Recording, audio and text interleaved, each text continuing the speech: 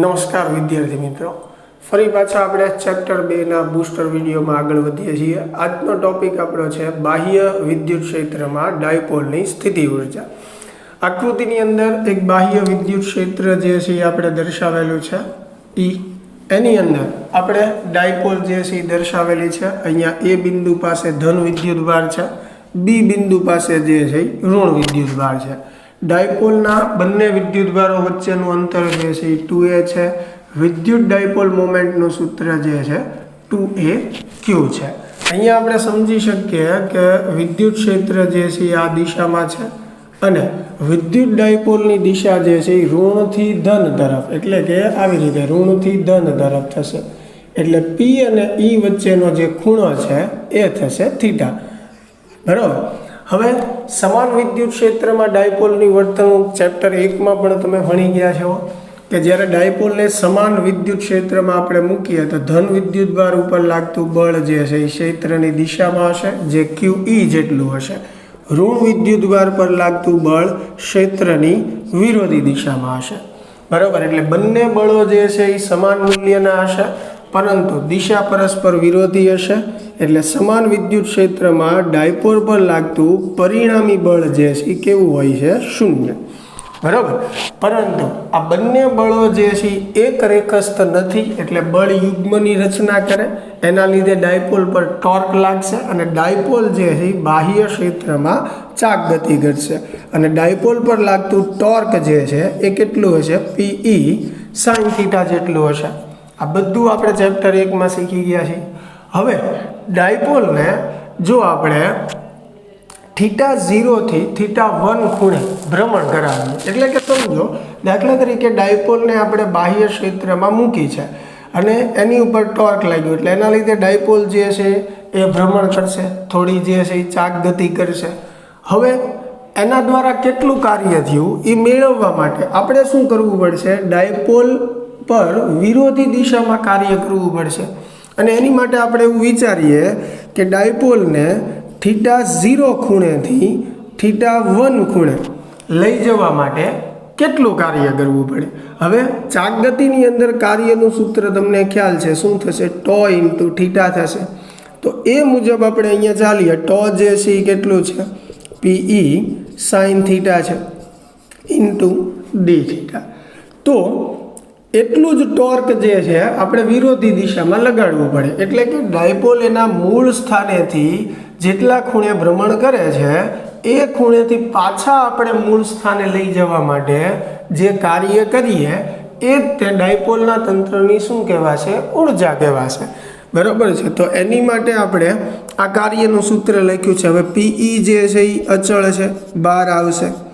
sin θ જે છે એનું સંકલન -cos θ થશે. આ આપણી લિમિટ θ0 થી θ1. ચાલો, તો W બરાબર PE. સૌ પ્રથમ જે છે આપણે અપર લિમિટ મૂકશું, એટલે -cos θ1, આ નિયમના માઇનસ, પછી થીટાની જગ્યાએ θ0 મૂકશું એટલે -cos θ0. ચાલો, તો હવે આ માઇનસ માઇનસ પ્લસ થશે, એટલે પ્લસ વાળું પદ જે છે આપણે પહેલાં લખશું. તો W બરાબર જે છે એ શું થશે? PE cos θ0 -cos θ1. તો આજે આપણને સમીકરણ મળે છે એ આપણે કહી શકીએ કે ડાયપોલને એક ખૂણેથી બીજા ખૂણે ભ્રમણ કરાવવા માટે કરવા પડતા કાર્યનું સૂત્ર છે. બરાબર છે. દાખલા તરીકે પ્રારંભિક ખૂણો હું θ1 કહું અને અંતિમ ખૂણો હું θ2 કહું, તો અહીંયા cos θ1 -cos θ2 આવશે. એટલે કે ડાયપોલને θ1 ખૂણેથી θ2 ખૂણે ભ્રમણ કરાવવા માટે કરવું પડતું કાર્ય. પણ આ તો કાર્ય મળે છે આપણને ડાયપોલને એક બિંદુએથી બીજા બિંદુએ લઈ જવા માટે. આપણે શું જોતું છે કે ડાયપોલને જ્યારે ક્ષેત્રમાં θ ખૂણે ગોઠવીએ ત્યારે એની સ્થિતિ ઉર્જા કેટલી થશે? હવે એ મેળવવા માટે એક બિંદુ આપણી પાસે એવું હોવું જોઈએ કે જ્યાં ઉર્જા જે છે એ શૂન્ય હોય. તો યાદેશિક રીતે આપણે θ0 જે છે એ શું લેશું? π/2. કારણ કે θ0 જે છે ત્યાં π/2 આપણે મૂકીએ તો cos π/2 શું થશે? શૂન્ય. એટલે એ પોઈન્ટ આપણો 0 ઉર્જાવાળો થશે.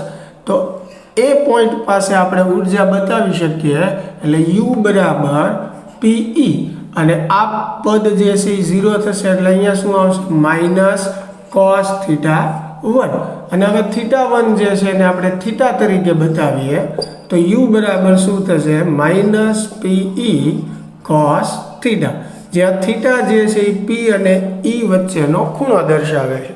તો આ જે સૂત્ર મળ્યું એ આપણને બાહ્ય વિદ્યુત ક્ષેત્રમાં ડાયપોલની સ્થિતિ ઉર્જાનું સૂત્ર છે. અહીંયા તમે જોઈ શકો કે જો થીટા બરાબર 0 હોય તો યુ બરાબર જે છે આપણને માઇનસ પીઈ મળે એટલે કે ડાયપોલની સ્થિતિ ઉર્જા ઋણ મળે, જે દર્શાવે છે કે ડાયપોલ જે છે એ સ્થાયી અવસ્થામાં છે. એટલે કે જ્યારે ડાયપોલની ઉર્જા ઋણ મળે અથવા લઘુત્તમ મળે એને ડાયપોલની સ્થાયી અવસ્થા કહેવાય. જો થીટા બરાબર આપણે પાઈ લઈએ તો અહીંયા થીટા પાઈ મૂકશો એટલે કોસ પાઈ -1 થશે, માઇનસ માઇનસ પ્લસ થઈ જશે એટલે યુ બરાબર પ્લસ પી મળશે. એટલે અહીંયા સ્થિતિ ઉર્જા જે છે એ આપણને ધન મળશે, જે ડાયપોલની અસ્થાયી અવસ્થા જે છે એ દર્શાવે છે. બરાબર, એટલે સ્થાયી અવસ્થામાં ઉર્જા જે છે એ ડાયપોલની ઋણ હોય છે, અસ્થાયી અવસ્થામાં ડાયપોલની ઉર્જા ધન હોય છે. તો આશા છે મિત્રો આજનો કોન્સેપ્ટ તમને સમજાણો હશે. મળીએ હવે નેક્સ્ટ લેક્ચરમાં.